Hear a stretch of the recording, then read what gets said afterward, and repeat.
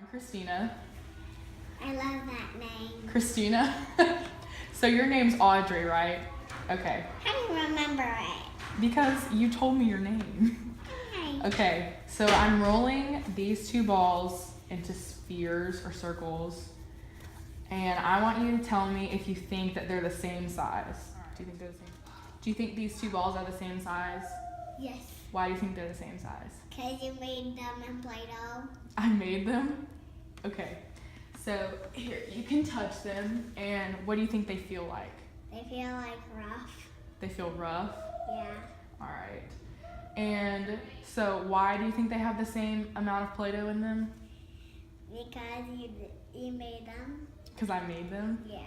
Alright, let me see them. Alright. So I'm going to roll them into like a sausage. They're supposed to look like a sausage. Okay, do you think these two are the same? No. No, why not? Because that one's small and that one's bigger. Okay, we'll just pretend they're the same. Okay, so now they're like the same length, right? You think they're supposed to be just same? Okay, do they look the same? Yes. Okay, why do you think they're the same?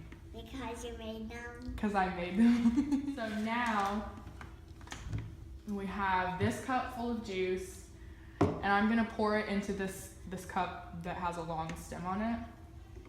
And I want you to tell me if you think that the long stem glass has the same amount of juice as this glass did. Do you think it does?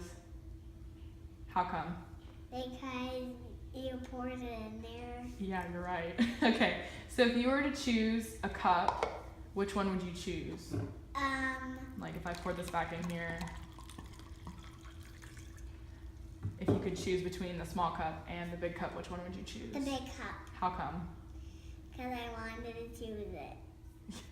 Alright, so here are two balls of Play-Doh. Two balls. Alright, are the two balls the same? Like, do you think they have the same amount of Play-Doh in them? Why do you think that? Because they're the same size. They're the same size? Here, you can touch them. What do they feel like? What do they feel like to you? Soft. They're soft. Alright.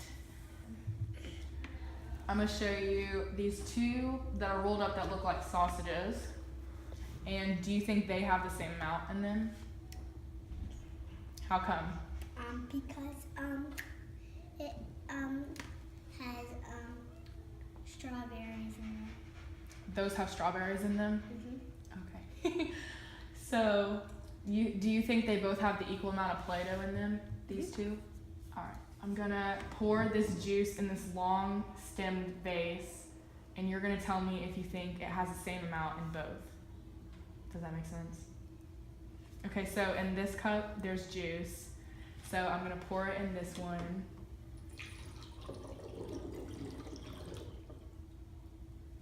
And do you think it has the same amount that was in here?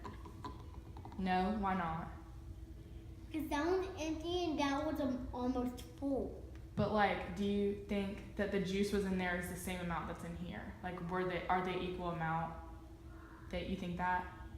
Which one would you choose and why? Like, which cup would you choose full of juice? Like, if I poured this back in here,